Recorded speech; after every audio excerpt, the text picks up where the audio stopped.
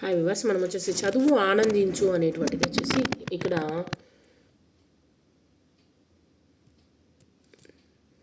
2వ తరగతి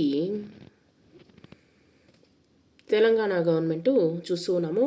first language తీసుకున్నటువంటి తెలంగాణ గవర్నమెంట్ వాళ్ళకి పిల్లల కోసము చదువు ఆనందించు ఊరికనే మనము తెలుసుకునే దానికోసంగా పరమానందయ్య ఒక గురువు, ఆయనకు 12 మంది శిష్యులు ఉండేవారనమాట. ఒకరోజు గురువు గారు ఊరికి పోవాలని అనుకున్నారు.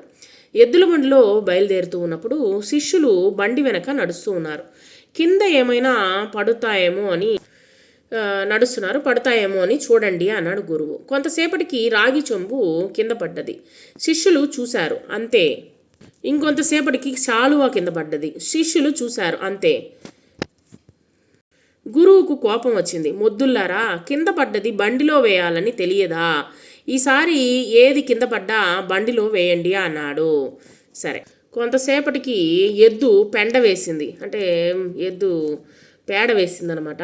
పేడ వేసేసరికి శిష్యులు ఆ యొక్క పేడనెత్తి బండిలో వేశారనమాట. ఆ పెండ పోయి గురువు మీద పడ్డదనమాట. గురువుకు ఇంకా కోపం వచ్చింది. ఆ తర్వాత ఏం జరిగిందో చెప్పండి అంటే వారి యొక్క అమాయకత్వాన్ని మనము ఇక్కడ గుర్తించాలి. సో పరమానంద శిష్యులకు వచ్చేసి అమాయకత్వము ఎక్కువ అనమాట, వాళ్ళకి ఏం తెలియదు.